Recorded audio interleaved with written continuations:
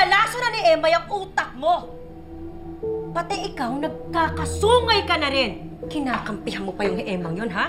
Ha? Ha? Ha? Ha? Ganyan ka pa talagang bata!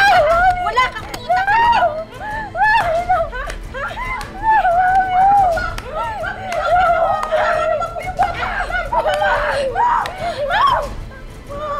Tama na ho! Narinig mo ba kung paano ako sagot-sagutin ng babaeng yan? You ungrateful child! Wala kang utang na loob. Lahat sinakripisyo ko para sa'yo. I gave up the best years of my life para lang alagaan ka, Muki. Lahat binigay ko sa'yo! Huwag mong susubukan ng pasensya ko. Dahil hindi mo alam kung ano pang pwede kong gawin sa'yo. Ma'am! Tama na, ma'am! Sorry ka lang, ha? Sorry.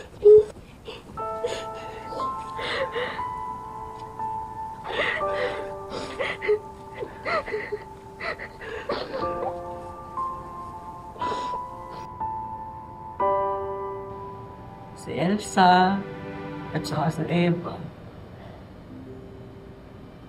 Nay, wala naman po kayo nabanggit sa akin nun. Hindi ko nababanggit sa'yo kasi